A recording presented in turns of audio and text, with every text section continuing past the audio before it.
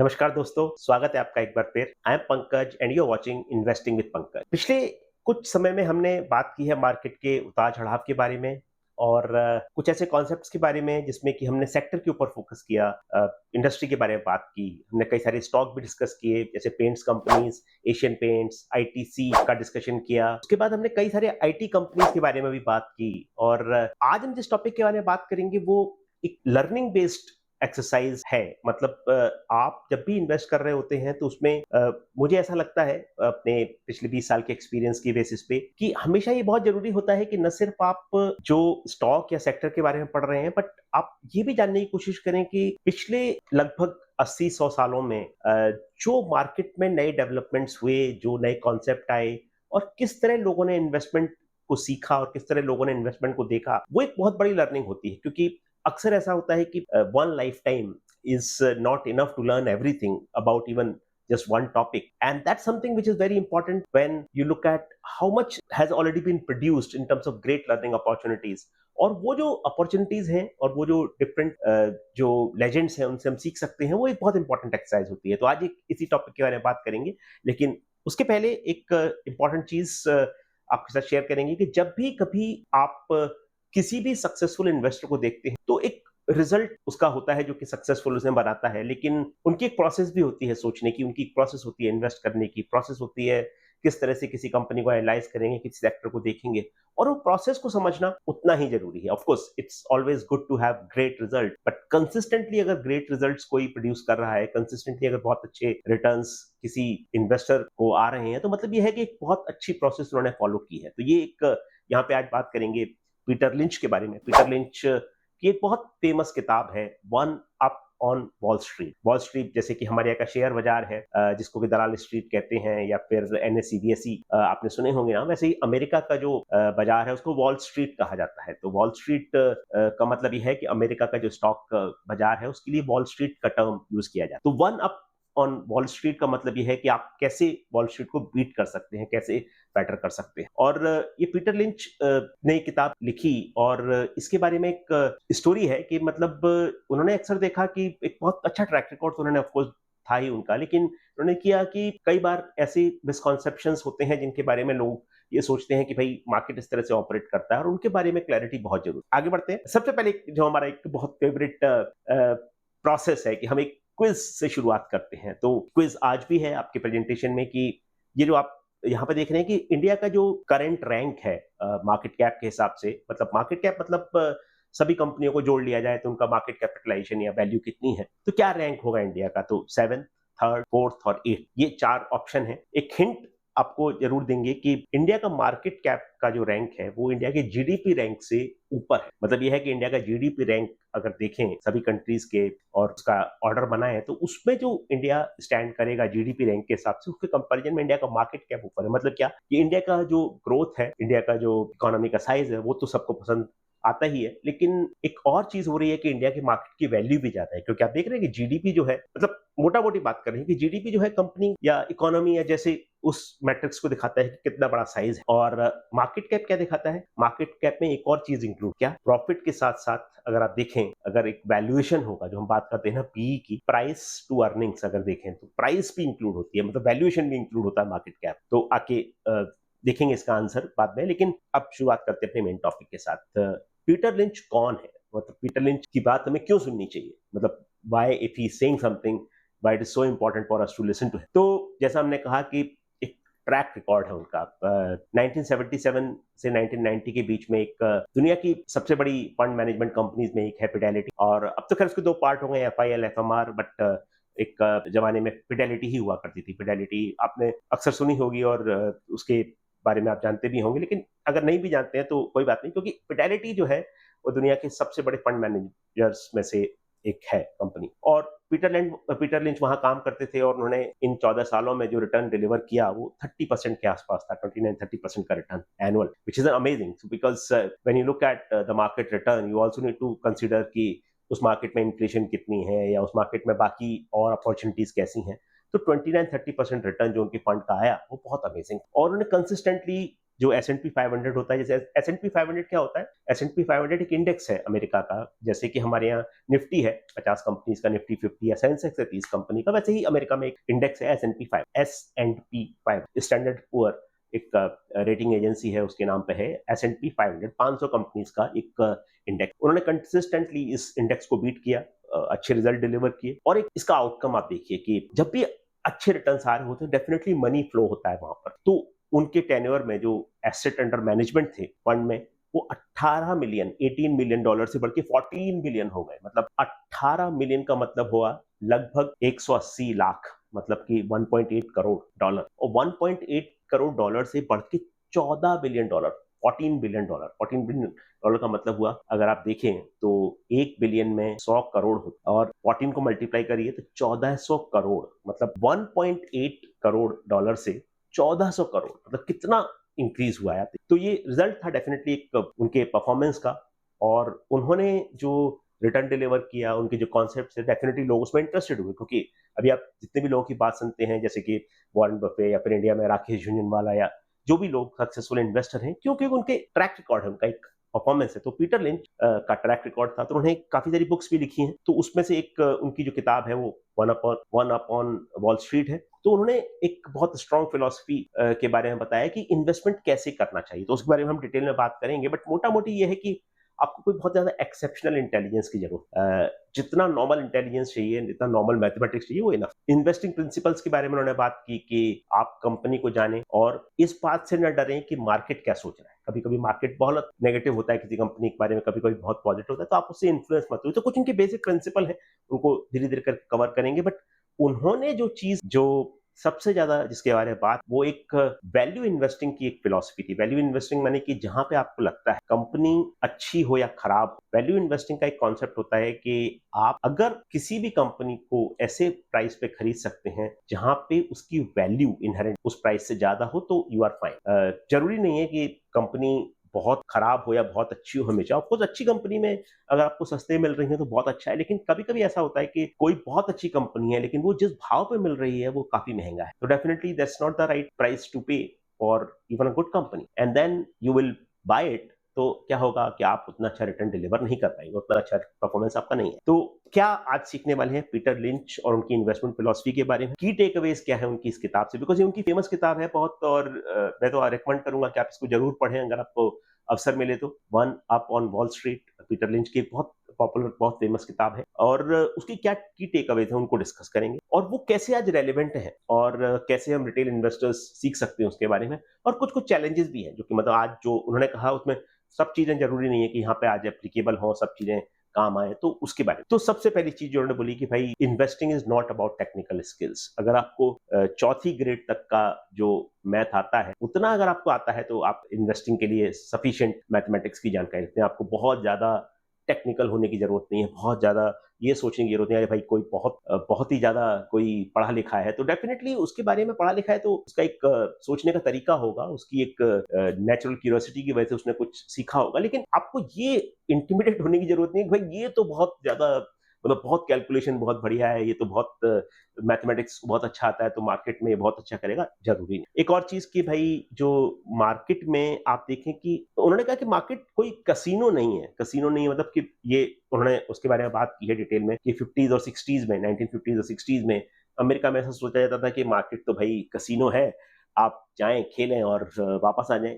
तो वो उस चीज से एग्री नहीं करते। उन्होंने बोला कि अगर आप इंडिपेंडेंटली सोचते हैं और अगर आप इंडिपेंडेंटली फैसला लेते हैं तो आपको डेफिनेटली मार्केट रिवॉर्ड करेगा, ये उनका है। और ये बहुत जरूरी भी है। I am not recommending that you should not listen to anyone else, but एक बहुत इंपॉर्टेंट चीज है कि जब भी आप कोई इन्वेस्टमेंट का फैसला लेते हैं, खरीदने का, बेचने का, तो आप उसको अपने सोच से लें, बजाय इस तरह से इन्फ्लुएंस होने के कि भाई किसने बोल दिया, किसने बता दिया। अगर आप किसी ने बोल दिया, किसी ने बता दिया, वो फिलॉसफी फॉलो करते रहेंगे तो डेफिनेटली ना तो आप सीख पाएंगे ठीक से और ना आप अच्छा रिटर्न डिलीवर कर पाएंगे। और कभी कभार रिटर्न आ भी जाए मान लो तो भी क्या होगा कि आपको कॉन्फिडेंस नहीं आएगा कि इस चीज को रेप्लिकेट कैसे किया जाए। समझिए आपने कोई बहुत अच्छा स्टॉक कॉल अपनी रिसर्च की बेसिस पे अपना समझ के लिया है, डेफिनेटली आपको पता है कि आपने क्या चीजें देखी और क्या चीजें काम आई और क्या चीजें नहीं काम आई। उसके कंपैरिजन में अगर आपने किसी को सुन के, किसी को देख के अगर चल दिया, फॉलो कर दिया, तो इट्स लाइक थिंक कि आप किसी को कॉपी कर लिए ना। मतलब एग्जाम देते हैं, आप पढ़ के अगर एग्जाम दे रहे हैं तो डेफिनेटली आपको अगर कैसे भी पूछा जाए तो आप कॉन्फिडेंट रहेंगे भाई ठीक है हम कर सकते हैं। लेकिन अगर आपने किसी को कॉपी कर लिया तो आप शायद इतना कॉन्फिडेंट नहीं रहेंगे, दूसरी बात रेप्लिकेट नहीं कर पाएंगे, कंसिस्टेंट परफॉर्मर नहीं बनता। उन्होंने बोला कि आईक्यू बिल्कुल भी रेलिवेंट नहीं है। आईक्यू मतलब कि इंटेलिजेंस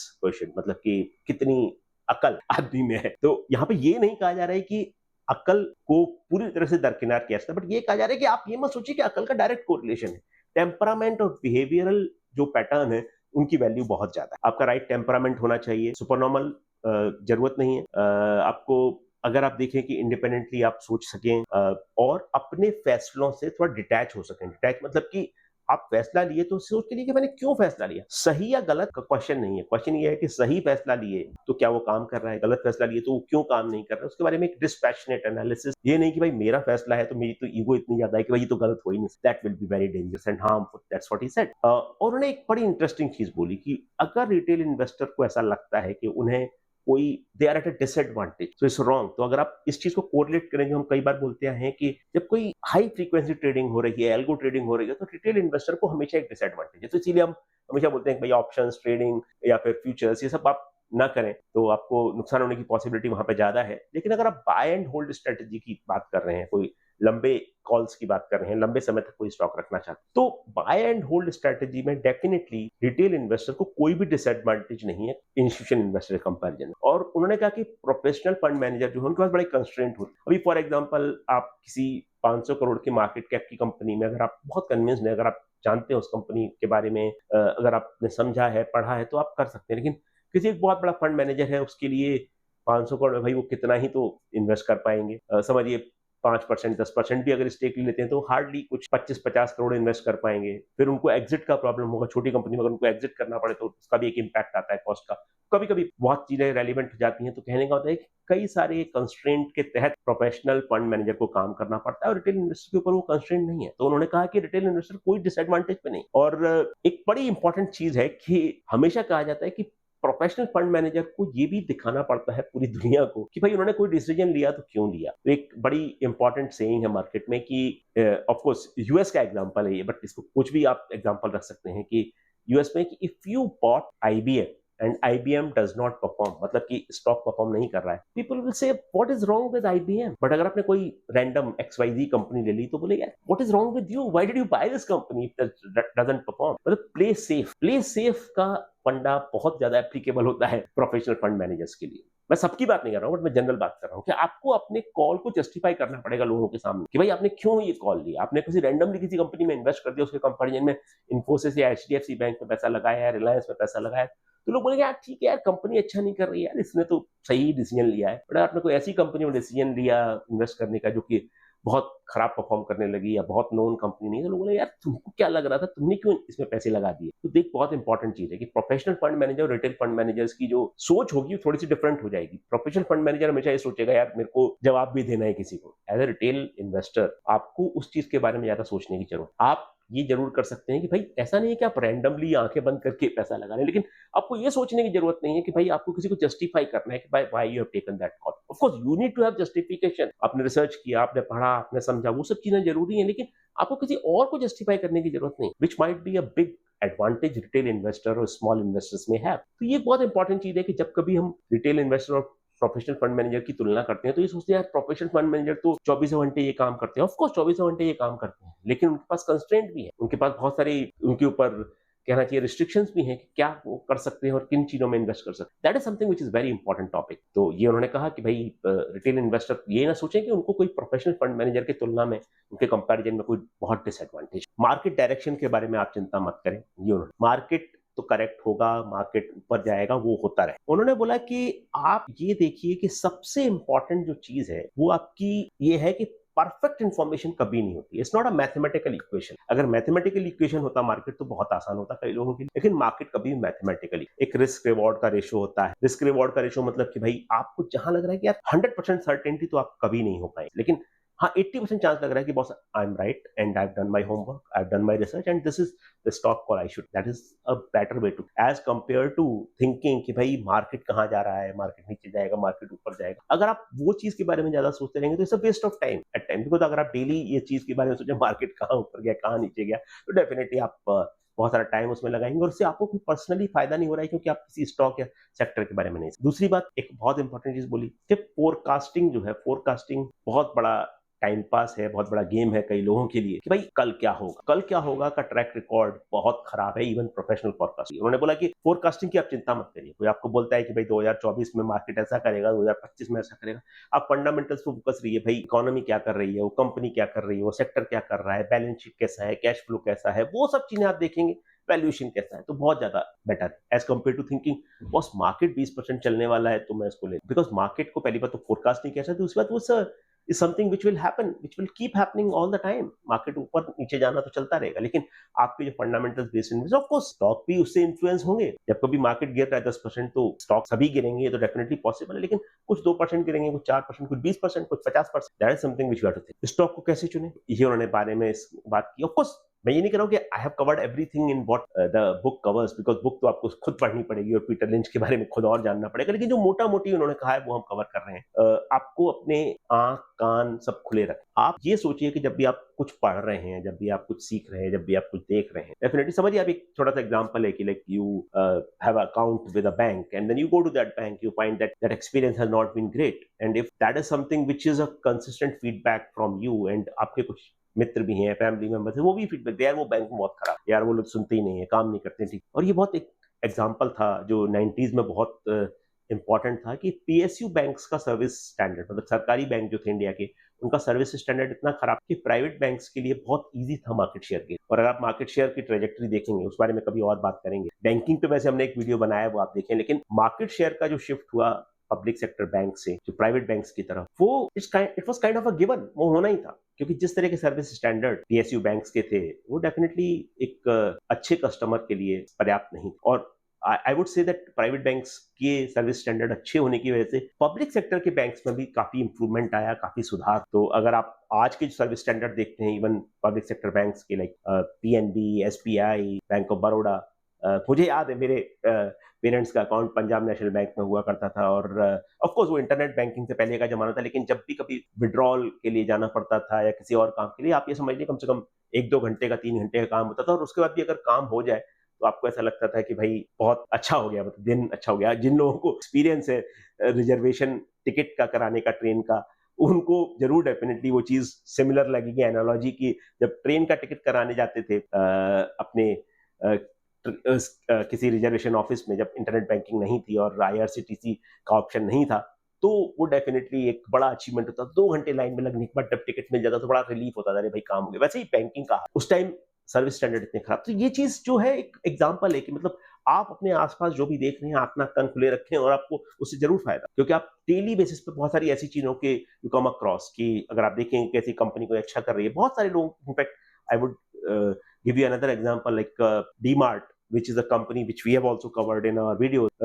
उनकी जो एफिशिएंसी है, उनकी जो फैन फॉलोइंग है, अगर आप वहां जाएंगे तो आप definitely you will experience that the kind of service standard they have, the kind of pricing they have, the products, you can see that act। So I'm saying that of course we are not commenting कि डीमार्ट का valuation कितना है या public sector bank या private sector bank का valuation कितना है। I'm just saying that a lot of times a lot of these things can be seen and ना। अब फिर बात आती है research to make decisions better. जैसे आपको कोई कंपनी अच्छी लग रही है तो आप उसको देखेंगे भाई कंपनी सस्टेन कर पाएगी या नहीं। किसी छोटी कंपनी के लिए आई एम नॉट सेइंग कि इस इजी, बट 100 करोड़ के टर्नओवर की कंपनी के लिए, या फिर उस कंपनी को अगर हम एचडीएफसी बैंक या इन्फोसिस या रिलायंस से कंपेरिजन करें, तो ग्रोथ रेट किसी मिड साइज कंपनी के लिए या स्मॉल कंपनीज के लिए थोड़ा रिलेटिवली इजियर हो सकता है। बड़ी कंपनी जिसका कि बहुत बड़ा बेस है, बहुत सारी जगह प्रेजेंट है, आप उम्मीद करें कि जैसे एचडीएफसी बैंक आज कोने कोने में है, इन्फोसिस है, बहुत बड़ी कंपनी है, टीसीएस बहुत बड़ी कंपनी है, रिलायंस बहुत बड़ी कंपनी। इस कंपनी के लिए टर्नओवर डबल करना एक साल वर्चुअली इंपॉसिबल है, नहीं हो सकता। बेस इतना बड़ा है। लॉ ऑफ ग्रेविटी जो होता है, लॉ ऑफ ग्रेविटी मतलब जितनी बड़ी कंपनी होगी उसको उस रेट पर ग्रो करना और बहुत मुश्किल। आप समझिए हिंदुस्तान की इकोनॉमी, इंडिया की इकोनॉमी 7-8% से ग्रो करेगी। इंडिया की इकोनॉमी ओवरनाइट डबल नहीं हो सकती, बट अ छोटी company can be like that, it can double in 1 year। And there are a lot of examples where the companies have doubled their turnover and revenue in a matter of few months। मतलब ये कि जो बड़ी company है उनके लिए ज्यादा grow करना मुश्किल होगा। Of course it is coming at a good thing कि वो स्टेबिलिटी है वहां पे, आपको पता है, थोड़ी प्रेडिक्टेबिलिटी है, थोड़ी कि भाई 12-15% तो बढ़ेगी, या प्रॉफिटेबिलिटी कितनी होगी, आप थोड़ा सा ज्यादा सर्टेनिटी के साथ श्योर हो सकते हैं। और आप जब भी कुछ खरीद रहे हैं तो आप उसको समझें कि आप क्यों खरीद रहे हैं, उसका रीजन क्या है, क्योंकि हमेशा ये हो सकता है कि जब भी कभी आप उनमें मिसमैच होगा आपके प्रोसेस में, तो पुअर डिसीजंस की तरफ आपको ले जा सकता है। That is something which is very important for you to understand. अब अच्छी कंपनीज की क्या कैरेक्टरिस्टिक है, खराब कंपनीज की क्या कैरेक्टरिस्टिक है, कुछ एक चीजें। अब उन्होंने एक बहुत इंपॉर्टेंट चीज बोली पीटर लिंच ने, कि boring companies in boring businesses with high ROEs is a good correct. बहुत एक्साइटिंग कुछ नहीं हो रहा है, लेकिन कंपनी ठीक ठीक चल रही है, आराम से जो काम करती है उसमें अच्छी है, कस्टमर बेस अच्छा है, आरओईज अच्छे हैं, it's a great thing, it's a blessing. उन्होंने बोला कि आप बहुत ज्यादा एक्साइटमेंट के चक्कर में ना पड़े, मतलब boring companies in boring businesses with good ROEs. कभी कभी ऐसा होता है कि अपॉर्चुनिटी होती है कि कोई कंपनी को सब गाली दे रहे हैं, सब पसंद नहीं कर रहे हैं, और बहुत नेगेटिव न्यूज फ्लो है। कभी कभी कंपनी के बारे में नेगेटिव परसेप्शन इतना ज्यादा है, और हो सकता है कंपनी उतनी खराब, या फिर कोई ऐसी छोटी कंपनी जो कि बहुत सारे लोगों ने डिस्कवर ना की हो, इनसाइडर्स खरीद रहे हो, मतलब मैनेजमेंट और ओनर्स बायबैक हो रहे हो, टेक्नोलॉजिकल इंपैक्ट जो हो रहा हो वो फेवरेबल हो। अब आप देखें कि टेक्नोलॉजिकल इंपैक्ट ने कैसे एक लेवल प्लेइंग फील्ड क्रिएट किया बैंकिंग के केस। दोबारा से बैंकिंग का एग्जांपल ले रहे हैं, बिकॉज इंटरनेट बैंकिंग की वजह से फिजिकल इंफ्रास्ट्रक्चर की जरूरत उतनी नहीं, और फिजिकल इंफ्रास्ट्रक्चर की जरूरत उतनी नहीं, तो बड़ा फायदा हुआ, इन लोगों ने टेक्नोलॉजी को अडॉप्ट किया। तो इस तरह से कि टेक्नोलॉजी के बड़े अलग अलग इम्पैक्ट हो सकते हैं।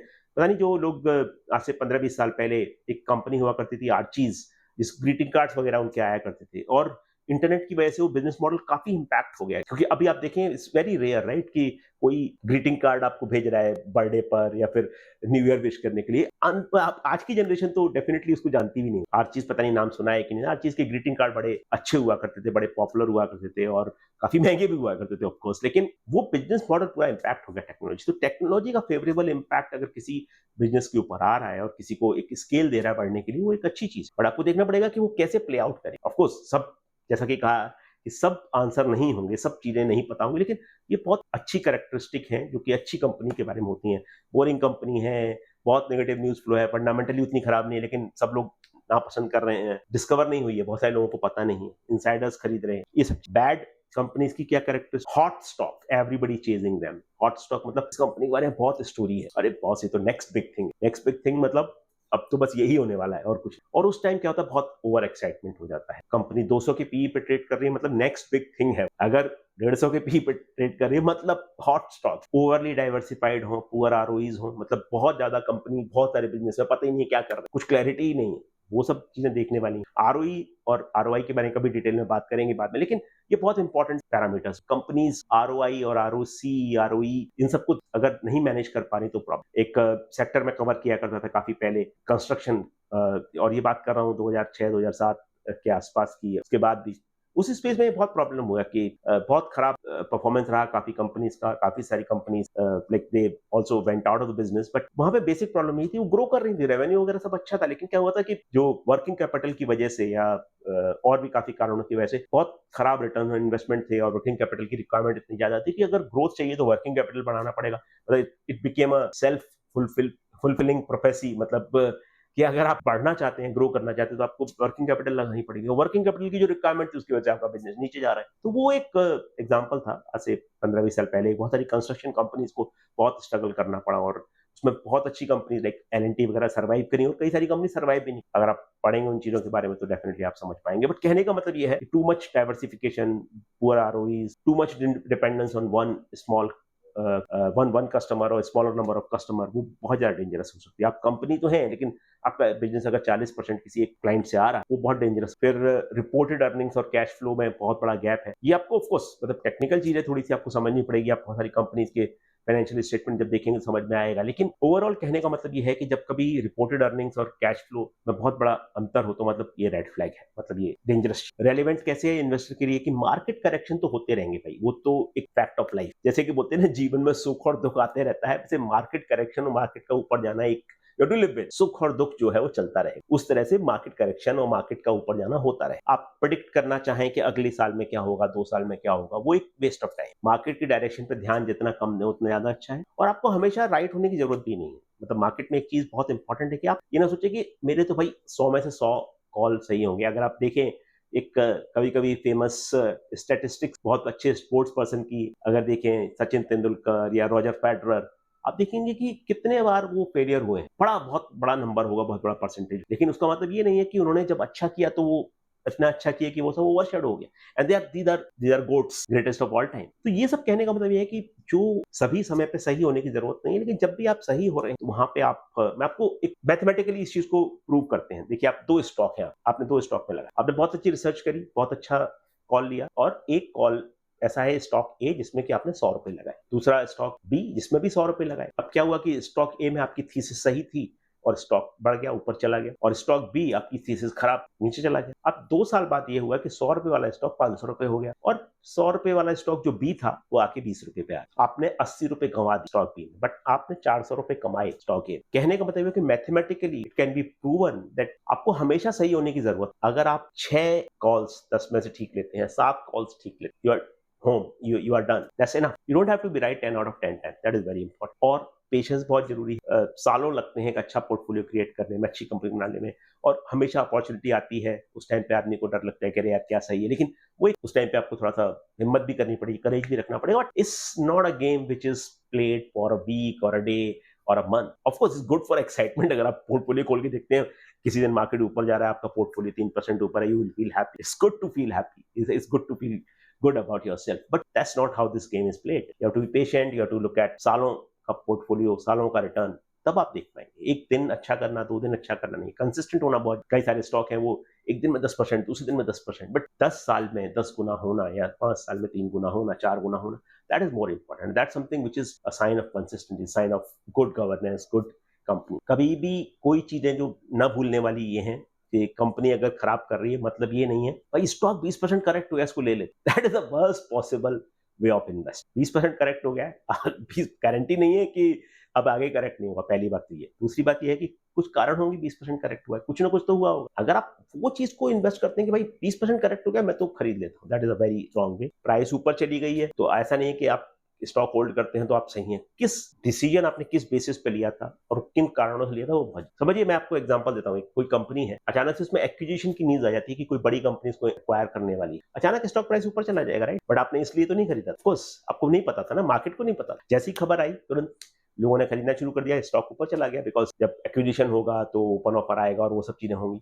लेकिन कहने का मतलब ये है कि आपने क्यों खरीदा और किस डिसीजन मेकिंग फैक्टर्स की वजह से आपने उस डिसीजन को लिया, वो काम कर रहा है कि नहीं काम कर रहा है, वो बहुत। और स्टॉक प्राइस नीचे चला गया तो मतलब नहीं है कि आप गलत हैं। हो सकता है कि टेम्पररी फैक्टर्स कुछ हो। अगर आपकी कॉल सॉलिड है, आप रिसर्च बढ़िया किए हैं और आपको लगता है कि हाँ ठीक है, तो आप डटे रहिए। और अगर आपको लगता है कि सबसे बड़ी, अगर आपको लगता है कि इतना सब कौन मगजमारी करेगा, कौन इतना टेंशन लेगा, तो बेटर है कि आप डायरेक्ट स्टॉक में इन्वेस्ट ना। आई एम थिंकिंग अगर आप कर रहे हैं तो आप सोच समझ के करें और पढ़ के करें और थोड़ा सा उस चीज को एफर्ट लगा के करें। That is very very important. That's something which is going to be very helpful and useful. अब कुछ एक चीजें जो पीटर लिंच ने उस टाइम बोली, जो 80s और 90s में एप्लीकेबल थी, आज वो शायद नहीं, और वो चीज हाईलाइट करना बहुत जरूरी है कि I have a very strong philosophy about this, that you can not copy the idea 100% from anyone, however it. आपका अपना पोर्टफोलियो, आपका अपना स्टाइल है, आप एक अपना यूनिक वे बनाएंगे तो ज्यादा फायदा। कोई भी हो, मैं कह रहा हूँ लेजेंड है, ऑफकोर्स अच्छा परफॉर्म किए तो उनसे कुछ चीज हम सीख सकते हैं, बट उनको 100% कॉपी करेंगे तो गड्ढे में गिरेंगे मोस्टली। इंफॉर्मेशन फ्लो बहुत एफिशिएंट हो गया है, एसिमेट्री जो थी वो कम डाउन, मतलब एक कम हो गई है। मतलब पहले इंफॉर्मेशन का फ्लो, अगर आपको याद होगा जब टीवी और रेडियो या फिर अखबार का जमाना था, उसके कंपेरिजन में आज इंफॉर्मेशन फ्लो कितना एफिशिएंट है। That is very. Markets have become generally expensive. एक टाइम अगर आप देखें इंडिया में जिस तरह का मार्केट का लेवल है, 85,000 पे सेंसेक्स या 25,000 पे निफ्टी, मतलब जनरली आपको स्ट्रगल करना पड़ेगा कि आप सस्ते स्टॉक, अच्छे स्टॉक ढूंढ पाए, एंड बहुत सारी अपॉर्चुनिटीज के लिए आपको रेडी रहना पड़ेगा उस टाइम पे और तुरंत एक्ट करना पड़ेगा। डायरेक्ट एक्सपीरियंस जो हमने बात की थी, या पीटर लिंच ने जिस चीज को बहुत फोकस किया है, वो अब शायद रेलिवेंट ना हो कि आपका सैंपल साइज उतना बड़ा नहीं है। समझिए कि आप जैसे किसी कंपनी, यार इसका प्रोडक्ट तो बहुत खराब है, बट हो सकता है कि इंडिया इतना बड़ा मार्केट है, सब जगह लोग ऐसा ना सोचते हैं। रिसर्च और एफर्ट हमेशा यूजफुल है, और ये जो काम है वो रीजनेबल वैल्यूएशन पर अगर आप करेंगे स्टॉक में तो डेफिनेटली फायदा। तो ये चीजें चेंज नहीं हुई हैं। अगर आप ये सोचें कि भाई इंफॉर्मेशन फ्लो और ये सब चीजें, तो बेसिक फंडामेंटल्स तो अभी भी सेम है, लेकिन कई सारी चीजें ऐसी हैं जो आप ये बोले कि भाई जैसे बेंजामिन ग्राहम की द इंटेलिजेंट इन्वेस्टर किताब है, उसके बारे में भी बात करेंगे, बट पॉइंट इज कि वो मार्केट का टाइम अलग था, उसके सब प्रिंसिपल आज शायद एप्लीकेबल नहीं हो। और वो बहुत इंपॉर्टेंट चीज समझना कि पीटर लिंच हो या कोई भी हो, उसके पूरे के पूरे 100% चीज को हम कॉपी नहीं कर सकते और ना करना। पेशेंस तो वर्च्यू है ही। जब नेक्स्ट बिग थिंग को चेंज ना करें, सबसे important focus on not losing money. Don't think कि नेक्स्ट बिग थिंग है, इसमें तो पैसा 3 गुना होने वाला 3 महीने में। Don't do that. It's better to look at the fundamentals and then look at focus on not losing money. ये उनकी जो सिखाई गई चीजें हैं वो बात कर रहे हैं, जो कि बहुत इंपॉर्टेंट। फोमो जो है, fear of missing out, is an enemy of investors. और कभी कभी be kind to yourself, like not every call will go right, not every decision will work, but consistently if you keep researching, keep reading, and if you have interest in market and if you develop that interest, I'm not saying कि किसी को भी interest होता है generally इस तरह से, किसी को नहीं पता होता, right? But if you start taking interest, if you start seeing कि okay I was thinking about this stock like this and this is how it is playing out in the market, so वो सब चीजें आपको definitely और ज्यादा interest सिखाएंगी और ज्यादा interest कराएंगी, वो बहुत जरूरी। मैसेज क्या है इस जगह पर? पीटर लिंच लेजेंड है, बहुत उनका जो ट्रैक रिकॉर्ड अमेजिंग है, उनके प्रिंसिपल्स काफी सारे आज भी वैलिड हैं, उनके बारे में पढ़े। हो सकता है अगर one up on wall street अगर आप पूरी पढ़ सकते हैं, जरूर पढ़ें, आपको बहुत अच्छी किताब लगेगी अगर आपको मार्केट में इंटरेस्ट है थोड़ा सा भी।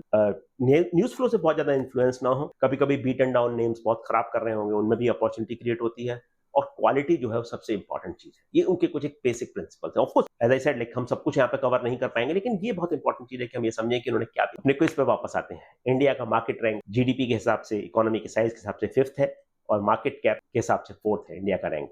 तो जीडीपी के हिसाब से 5th और मार्केट कैप के हिसाब से 4th, मतलब India is a little expensive market. Thank you so much for listening to us. If you like our video, if you like our content, please do like us and spread a word about our work. Thank you so much. We'll see you again very soon.